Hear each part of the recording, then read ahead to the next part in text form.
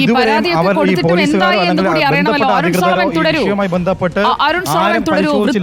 വൃത്തിയുള്ള ഇടങ്ങളിൽ പാകം ചെയ്ത ഭക്ഷണമാണ് അത് ആർക്കായാലും വിളമ്പേണ്ടത്. വൃത്തിയില്ലാതെ വിളമ്പുന്നത് അല്ലെങ്കിൽ വൃത്തികെട്ട രീതിയിൽ പാചകം ചെയ്യുന്നത്, പരിസരം വൃത്തികേടാക്കി നിർത്തുന്നത് അത് ഒരു തരത്തിലും അംഗീകരിക്കാൻ കഴിയുന്ന കാര്യമല്ല. രാമചന്ദ്രൻ ടെക്സ്റ്റൈൽസിനെതിരെ നേരത്തെയും ഇതുപോലെ ആരോപണം ഉയർന്നിരുന്നു. കക്കൂസ് മാലിന്യം ഓടയിൽ ഒഴുക്കിയെന്ന് കണ്ടെത്തിയതിനെ തുടർന്ന് മേയർ ഇടപെട്ട് നിയമ നടപടി സ്വീകരിച്ചത് ജൂലൈയിലാണ്. അത് കഴിഞ്ഞാൽ 4 മാസം പിന്നിട്ടപ്പോഴാണ് വീണ്ടും ഇത്തരം പ്രശ്നങ്ങൾ ഉണ്ടായിരിക്കുന്നത്. തൽക്കാലത്തേക്ക് മണ്ണിട്ട് മൂടി എന്നല്ലാതെ സ്ഥിരമായ ഒരു പരിഹാരം അവിടെ ഉണ്ടാകുന്നില്ല എന്നതാണ് നാട്ടുകാർ പറയുന്നത്. സുനിഷ അയ്യല്ലൂർ കൂടി നമുക്കൊപ്പമുണ്ട്. സുനിഷ അയ്യല്ലൂർ, ഇപ്പോഴവിടെ സംഘർഷത്തിലേക്ക് പോലീസ് എത്തുന്നതിലേക്കൊക്കെ കാര്യങ്ങൾ എത്തിയിരിക്കുകയാണ്. ഇതിനു മുൻപ് 4 മാസം മുൻപ് മേയർ ഇടപെട്ട് ഇക്കാര്യത്തിൽ ഉണ്ടാക്കിയ തീർപ്പ് എന്തായിരുന്നു? എന്നിട്ടും ഇത് പാളുന്നത് എന്തുകൊണ്ടാണ്? നഗരസഭയ്ക്കും ഇതിൽ ഉത്തരവാദിത്തമില്ലേ സുനിഷ അയ്യല്ലൂർ? സുജയ, അങ്ങനെ തന്നെ വേണം പറയാൻ. കാരണം നേരത്തെ തന്നെ ഇത്തരം മാലിന്യം തള്ളുന്നതിനെതിരെ, ഇത്തരത്തിലുള്ള പ്രശ്നങ്ങൾക്കെതിരെയൊക്കെ കർശന നടപടി എടുക്കുമെന്ന് പറഞ്ഞതാണ് തിരുവനന്തപുരം കോർപ്പറേഷൻ.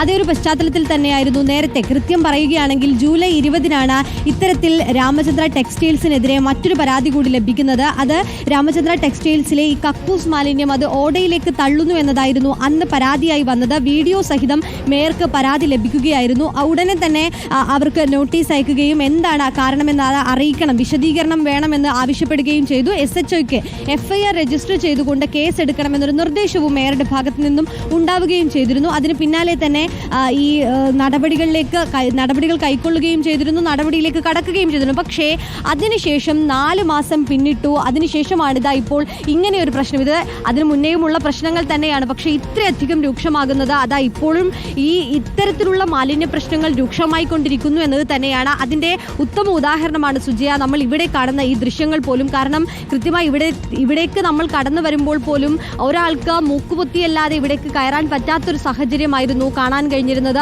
ഇവർ എങ്ങനെയാണ്, തൊട്ടടുത്ത് നിൽക്കുന്നവർ എങ്ങനെയാണ് താമസിക്കുന്നത് എന്നത് വലിയ അതിശയത്തോടെ തന്നെ കാണേണ്ട ഒരു സ്ഥിതിയിലേക്ക് കൂടി കാര്യങ്ങൾ പോകുന്നു എന്നതാണ്.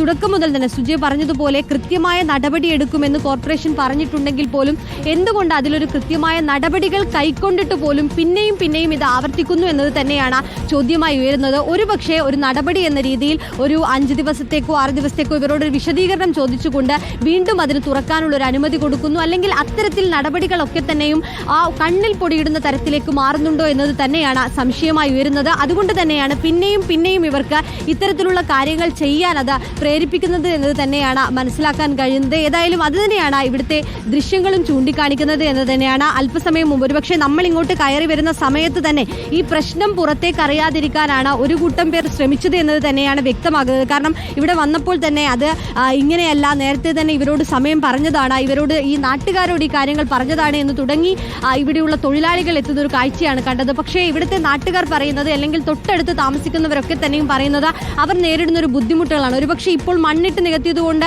അത്ര ഭീകരത, എന്നാൽ പോലും ഭീകരത നമുക്ക് ഫീൽ ചെയ്യുന്നുണ്ട്. പക്ഷേ അതിനു മുമ്പ് എന്തായിരിക്കും എന്നതാണ് ഇനി അറിയേണ്ടത് എന്നുള്ളതാണ്. ഒരുപക്ഷെ ഭാഗം വരുന്നത് ആരുടെ വാർഡാണിത്? നഗരസഭയിലെ ആരുടെ വാർഡാണിത്? കൗൺസിലർ ആരാണ് സുനിഷ? നമുക്ക് അവരെ വിളിക്കാം.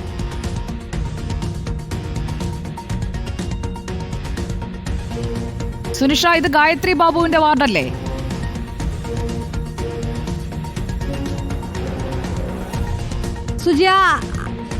സുജയ, അങ്ങനെയാണ് നമ്മൾ മനസ്സിലാക്കുന്നത്. ഏതായാലും നമുക്ക് അവരെ വിളിച്ച് കൃത്യമായി അവരെ വിളിക്കേണ്ടതുണ്ട്, വാർഡ് കൗൺസിലറെയും ഒപ്പം തന്നെ മേയറെയും ഈ കാര്യത്തിൽ. കാരണം മേയർ പറഞ്ഞത് ഇങ്ങനെയൊരു സാഹചര്യം ഇനി ഒരിക്കലും ഉണ്ടാക്കില്ല എന്നതാണ്. ഇത്തരത്തിൽ മാലിന്യങ്ങൾ തള്ളുന്നവർക്കെതിരെ, ഇത്തരത്തിൽ മാലിന്യം തള്ളി മറ്റുള്ളവർക്ക് ബുദ്ധിമുട്ടുണ്ടാക്കുന്നവർക്കെതിരെ കർശനമായ നടപടികളിലേക്ക് കടക്കുമെന്നത് തന്നെയായിരുന്നു നേരത്തെ പറഞ്ഞിരുന്നത്.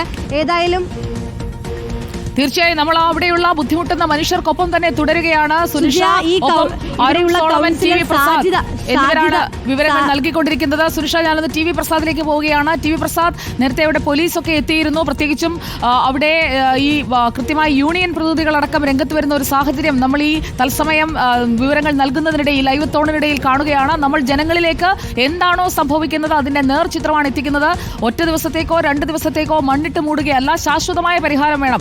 അതിന് നഗരസഭയുടെ ഭാഗത്ത് നിന്ന് തുടർ നീക്കങ്ങൾ ഉണ്ടാകുന്നില്ല.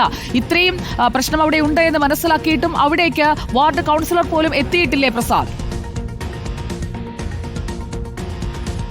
വാർഡ് കൗൺസിലറുടെ ഭാഗത്തു നിന്ന് അങ്ങനെ ഒരു അനുകൂല തീരുമാനമല്ല എന്നാണ് പ്രദേശവാസികളിൽ നിന്ന് മനസ്സിലാക്കുന്നത്. ഇവിടെ ഇപ്പോൾ സംഭവം അറിഞ്ഞ് നാട്ടുകാരെല്ലാവരും കൂടി വരുന്നുണ്ട്. അതല്ലാതെ അധികൃതരാരും ഇടപെടുന്നില്ല. ഒരുപക്ഷെ രാമചന്ദ്രൻ ടെക്സ്റ്റൈൽസ് എന്ന സ്ഥാപനത്തിൻ്റെ ഒരു പ്രൗഢിയായിരിക്കാം അതിൻ്റെ കാരണം എന്നാണ് മനസ്സിലാകുന്നത്. എവിടെയാണ് വീട്? ഇവിടുത്തെ ബുദ്ധിമുട്ടുകളെ കുറിച്ചൊക്കെ അറിയോ? 8 മാസം കൊണ്ട് സംസാരിക്കുന്നുണ്ട്, പറയുന്നുണ്ട്. അവർ ഇപ്പോൾ ശരിയാക്കാം, നാളെ ശരിയാക്കാം എന്ന് പറയുന്നുണ്ട്. ഒന്നും ഒരു അനുകൂലമായിട്ട് നമുക്കൊന്നും ശരിയായില്ല. ഇടയ്ക്ക് 5-6 പേര് കയറി പ്രശ്നം ഉണ്ടാക്കി കയറ്റി പൂട്ടിട്ട് ഒരാഴ്ചയായി. പിന്നെ അതിനുശേഷം രാഖിരാമനെ കുറച്ച് സാധനങ്ങളൊക്കെ അവർ ഇവിടെ നിന്ന് കൊണ്ടുപോയി. പിന്നെ വണ്ടിയൊന്നും നമുക്ക് കയറ്റി വിടാൻ, അവർക്ക് കയറ്റി വിടാൻ ഒക്കത്തില്ല, പുറത്തിട്ടിരുന്നു. പിന്നെ ഇവിടെ ഉള്ളവരെല്ലാം കൂടെ ഈ പരിസരത്തുള്ള സഹോദരന്മാരെല്ലാം വന്ന് പറഞ്ഞിട്ടും അവരിതായില്ല. അപ്പോൾ ഉടനെ ശരിയാക്കി തരാമെന്നും പറഞ്ഞുകൊണ്ട് ഇപ്പം അതിനുശേഷമുള്ള സംഭവം ഇവിടെ അതിയായിട്ട് കിച്ചൺ ഇല്ലെന്നാണ് പറയുന്നത്, അത് മാറ്റി എന്നാണ് പറയുന്നത്. അതിൻ്റെ പുറകിലേക്ക് നമ്മൾ പോകുമ്പോഴേ ഭയങ്കര നാറ്റവും വെള്ളം കെട്ടിക്കിടക്കുകയും ചെയ്യും. നല്ല വാസന ഇവിടെ പ്രദേശവാസികൾക്കെല്ലാം പ്രശ്നമാണ്.